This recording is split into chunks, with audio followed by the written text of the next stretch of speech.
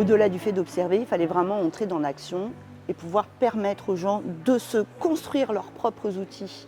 Il ne s'agit pas juste de dire les choses sont comme ça et c'est condamnable ou ça ne l'est pas.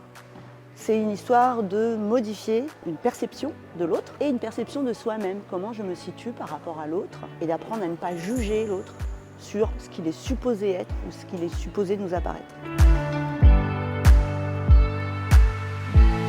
Nous avons, nous les adultes, la responsabilité de donner à notre jeunesse de l'espoir sur l'avenir qui se présente et de leur dire qu'ils sont capables de tout, qu'ils sont capables de réussir, qu'ils sont capables de s'accomplir, qu'ils sont capables de s'épanouir.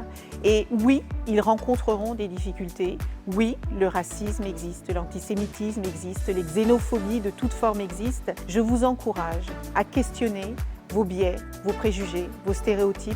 Je vous encourage à participer activement à cette lutte contre le racisme et les discriminations parce qu'il y va de l'intérêt de tous.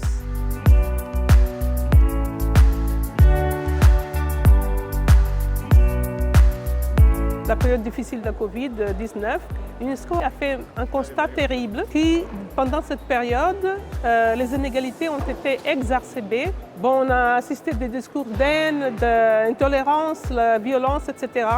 Donc l'UNESCO, à travers ses organes décisionnels, a créé cette série de masterclass de l'UNESCO. Il s'agit d'un outil surtout adressé aux jeunes pour qu'ils utilisent dans leur combat de lutte contre le racisme, la discrimination raciale et toutes les discriminations. La structure, elle travaille avec les quartiers prioritaires de la ville de Montpellier.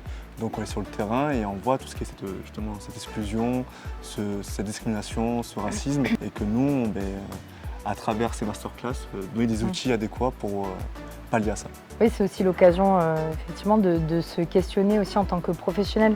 On avait ces échanges en disant bah oui, nous là, dans ce que Madame Moreno peut nous dire, ou une historienne aussi qui a parlé de comment toutes ces choses-là, toutes ces discriminations sont inscrites depuis l'histoire en fait. Comment on peut intervenir, comment on peut essayer de casser tout ça. Moi j'ai rencontré des professeurs, on a commencé à réfléchir des interventions dans leurs établissements scolaires.